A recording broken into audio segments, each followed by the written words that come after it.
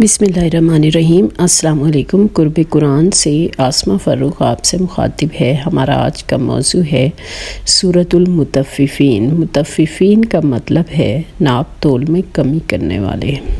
پہلی آیت میں ناپ تول میں کمی کرنے والوں کو وعید دی گئی ہے کہ ان کا حال تو یہ ہے کہ جب وہ خود کسی سے لیتے ہیں تو پورا ناپ تول کر لیتے ہیں، مگر دینے میں ڈنڈی مار کر کمی کر دیتے ہیں۔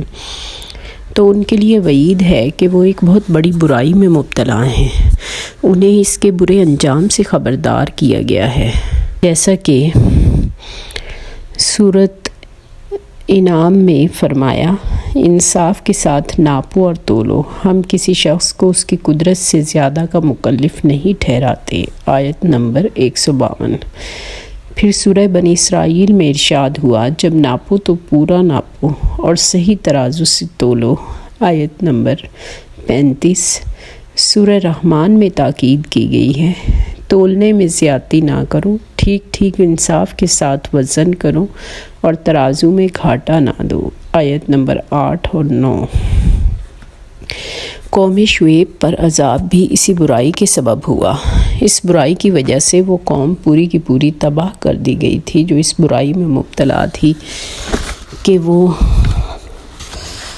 ناپ تول میں کمی کرتے تھے۔ اہل مدینہ بھی اسلام لانے سے پہلے اس برائی میں مبتلا تھے، مگر جب یہ آیت سنی تو انہوں نے فوراً اپنا طرز عمل درست کر لیا۔ اور مسلمان کو مسلمان یا فرما بردار اسی لیے کہا جاتا ہے کہ وہ ہر حکم اللہ کا مانتا ہے۔ جو لوگ کمی بیشی کرتے ہیں، کیا وہ یہ سمجھتے ہیں کہ کسی بڑے دن وہ اٹھا کر اللہ کے سامنے لائے جانے والے نہیں؟ اگر ان کو یقین نہیں تو بھی فرق نہیں پڑتا، لایا تو ان کو جائے گا ہی، جواب دہی تو ان سے ہوگی ہی، پھر یہ کیا کریں گے، ان کو یہ بتا دیا جائے۔ جو لوگ دنیا میں برے کام کرتے ہیں، ان کے نامہ اعمال قید خانے کے دفتر میں لکھے جا رہے ہیں۔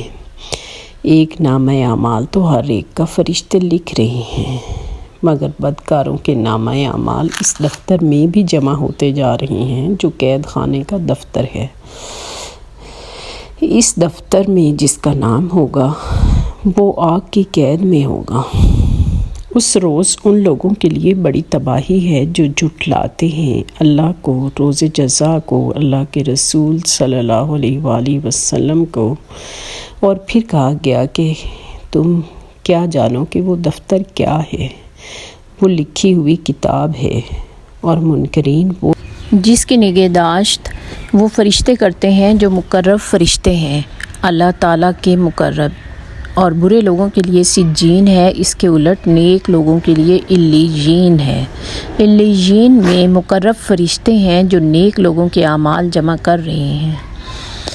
بے شک نیک لوگ بڑے مزے میں ہوں گے، اونچی مسندوں پر بیٹھے ہر طرف کا نظارہ کر رہے ہوں گے، ان کے چہرے پر رونق ہوگی، بشاشت ہوگی، تر و تازہ ہوں گے، خوشحالی کی رونق ان کے چہروں سے نظر آ رہی ہوگی۔ وہاں ان کو سربند شراب پیش کی جائے گی، جن برتنوں میں شراب دی جائے گی وہ برتن بھی انتہائی نفیس ہوں گے، قیمتی اور خوشنما، اور اس شراب پر مشک جو جنت کی خوشبو ہے اس سے مہر لگی ہوگی۔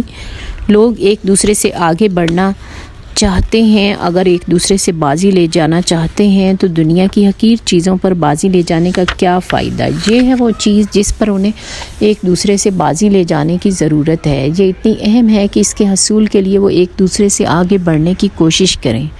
اس شراب میں جنت کے ایک چشمے تسنیم کی آمیزش ہوگی۔ بلندی سے گرنے والے پانی کو تسنیم کہا جاتا ہے، مگر یہاں مراد جنت کا ایک چشمہ ہے جس کے پانی کو شراب میں ملا کر اہل جنت کو نفیس ترین برتنوں میں دیا جائے گا، اور یہ ان لوگوں کو حاصل ہوگی جنہیں اللہ کا قرب حاصل ہوگا، جو مقرب جنتی ہوں گے، یعنی جنت میں بھی مدارج ہیں لوگوں کے۔ یہ وہ اہل ایمان ہوں گے جن کا دنیا میں مذاق اڑایا جاتا تھا۔ منکر اور کافر جب ان کو دیکھتے تھے دنیا میں تو اہل ایمان کا مذاق اڑاتے تھے، ان کو پاگل سمجھتے تھے۔ جب ان کے پاس سے گزرنے کا اتفاق ہوتا تو اپنے جیسوں کو ان کی طرف متوجہ کرنے کے لیے آنکھوں ہی آنکھوں میں اشارہ کرتے تھے کہ دیکھو انہیں، اور مل کر ان کا مذاق اڑاتے تھے۔ جب اپنے گھروں کو جاتے تو اسی طرح مذاق اڑاتے ہوئے پلٹتے تھے۔ دنیا ہی کو انہوں نے سب کچھ سمجھ رکھا تھا، اس لیے دنیا میں ہی اپنی ساری توانائیاں صرف کرتے تھے۔ جب مومنین کو دیکھتے تو کہتے تھے یہ بھٹکے ہوئے لوگ ہیں، یعنی ان کو پاگل دیوانہ تصور کرتے تھے کہ یہ اندیکھی اللہ پر اور اندیکھی جنت پر یقین رکھتے ہیں اور اس کی امید میں دنیا میں مزوں سے محروم ہیں، مگر ان کو معلوم نہیں تھا کہ جو کچھ وہ کر رہے ہیں اس کا انجام ان کے سامنے آنے والا ہے۔ جب انہیں بتایا جاتا تھا تو دلوں کی سیاہی کے باعث وہ نظر انداز کر دیتے تھے، اہل ایمان کا مذاق اڑاتے تھے، جبکہ انہیں کوئی حق نہیں پہنچتا تھا کہ وہ ان کا مذاق اڑائیں۔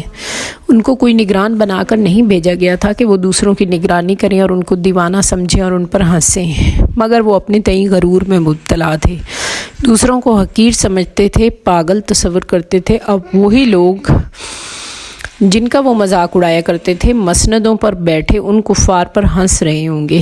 ہمیشہ کی زندگی میں کامیابی، بلند مرتبہ، اعلیٰ صلہ ان کو مل چکا ہوگا اور وہ کامیاب و کامران ہمیشہ کی جنت میں رہیں گے۔ کفار کس قدر دھوکے میں تھے اس کا اندازہ اور اس کا افسوس ان کو اس وقت ہوگا، لیکن اس وقت انہیں کوئی فائدہ نہیں ہوگا۔ دنیا کی زندگی کو ایک بڑی حقیقت سمجھ کر جو برے کام انہوں نے اپنی زندگی میں کیے اب وہی بویا انہیں کاٹنا پڑے گا۔ تو اس زندگی کی حقیقت بھی اب ان کے سامنے آ جائے گی اور انہیں لگے گا کہ وہ دنیا میں تو چند دن ہی گزار کر آئے ہیں۔ کچھ کہیں گے کہ چند پہر اور کچھ کہیں گے کہ چند لمحے۔ اب جب ہمیشہ کی زندگی میں ناکامی ہوگی تو وہ اپنی ان حرکتوں کا جواب پا لیں گے جو وہ دنیا کی زندگی میں کرتے رہے۔